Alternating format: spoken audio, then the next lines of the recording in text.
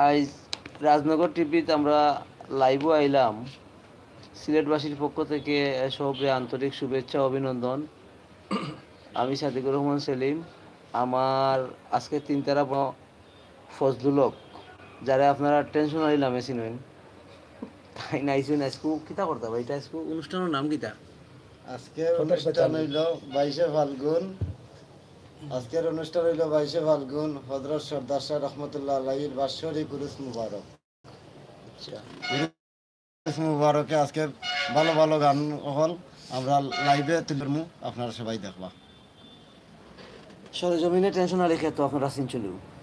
আর আমরা আগামী সপ্তাহ থাকিয়া রমজানের আগে ঈদর নাটক, একটা নাটক আইব। আপনারা সবে আমার শমশেরনগর টিভি এবং সিলেট টিভি 69 রাজনগর টিভির লগে সাবস্ক্রাইব করিয়া রাখবা।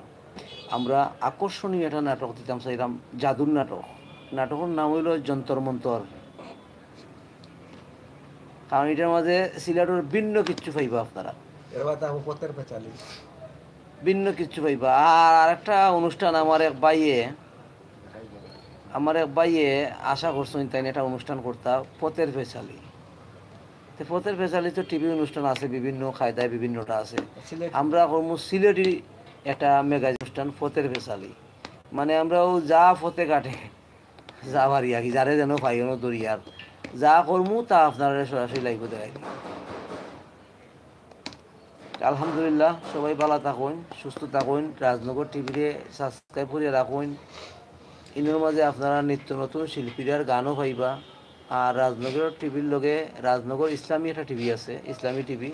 এটাতে আপনারা বিভিন্ন ওয়াজ পাইবা, মাহফিল পাইবা, গজল পাইবা।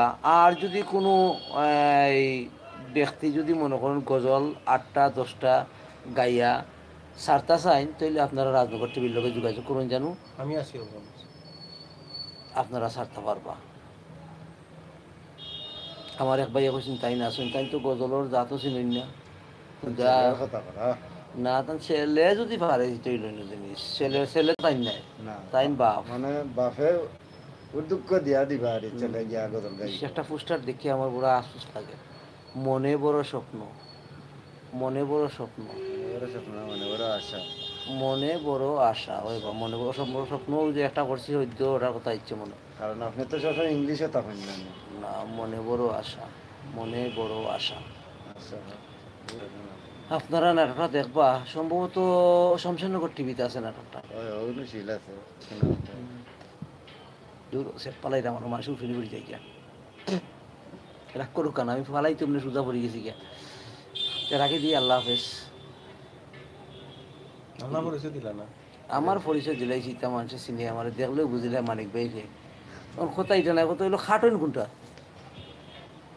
উপরে তুলে দিতাম নি। আচ্ছা, তুলা দিলাম না,